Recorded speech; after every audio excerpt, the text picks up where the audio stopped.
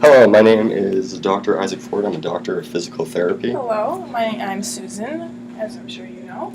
Thank Welcome you. today. Well, thank you so much for having me. And I gotta say, you have a beautiful facility here. It's one of the nicer ones I've been in. Well, thank you very much. Why don't we just jump right into it? Tell me a little bit about yourself. So, I graduated with my undergraduate in clinical health studies in 2014 from Ithaca College. I graduated magna cum laude. I double minored in nutrition promotion and public health.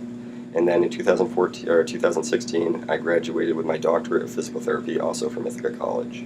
During my time at Ithaca, I was selected to be an assistant teacher for a number of different physical therapy classes. I spent about a year working in the on-campus outpatient orthopedic clinic where we treated faculty, students, staff, and different community members. I spent about a half a year working in the skilled nursing facility that was running a post-CVA rehabilitation program. I've been a member of the New York chapter's APTA since 2013, and I worked in the summer of 2014 at the Rusk Institute of Rehabilitation Medicine, where I was part of a 14-member team of physical therapists and a much larger team of other healthcare professionals, from NPs, doctors, to music therapists, to nutritionists, basically many, many different professions all working very, very closely together. I was working predominantly in the post-acute or the acute care setting, where I saw post-surgical patients who mainly had joint replacements or spinal decompression surgeries. And we were also responsible for the special care unit in that hospital. So we did treat patients with everything from muscular dystrophy to bilateral amputation to astrocytoma to various impaired states of mental cognition. So we did see a lot there as well.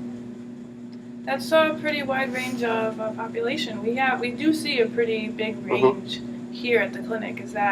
Did you recognize that? Did that resonate with you when you were looking at it? It did. I know the position I'm applying for is more kind of along the neurological lines, but I really look forward to being able to kind of have my hand in a bunch of different areas of physical therapy. I think that that's something that I have had a good amount of experience doing, and it's something that I really value about your clinic, is that you do treat a wide range of conditions.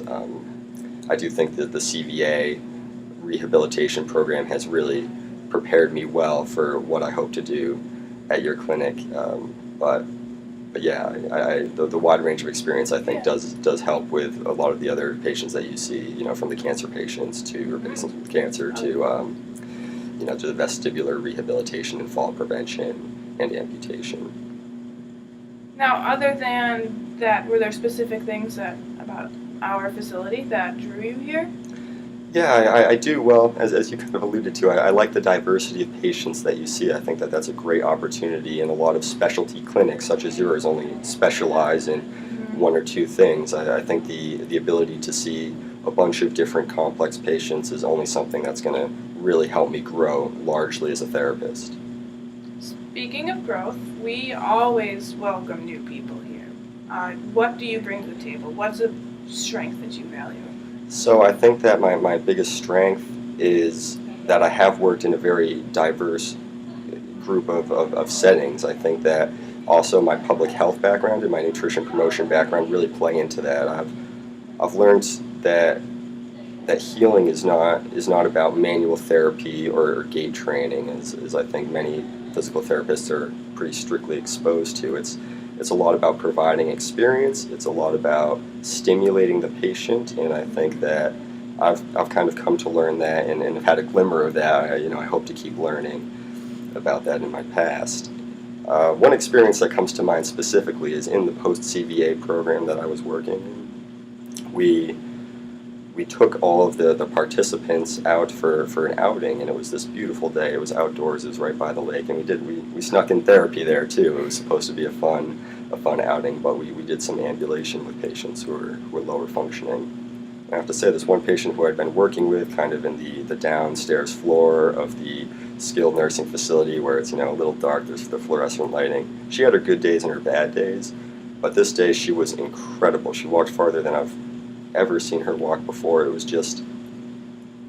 a renewing experience, and I kind of realized that there's something more that we can do as physical therapists than just ambulate. There's this level of stimulation and joy that has to go into it too, and that's where our patients really exceed. I like that attitude, and I like that idea. We're always willing to change our practice just to elevate that level of care. But do you see any weaknesses coming in? To be honest, I think that's also my biggest weakness. I haven't had an extensive neuro focus per se. I've definitely had neuro experiences, but I haven't spent. The hospital I was at was largely orthopedic and elective surgeries, and then most of my experience on campus has been in orthopedic. So I haven't kind of had that extensive neurological background. That's typical for a recent grad. Mm-hmm.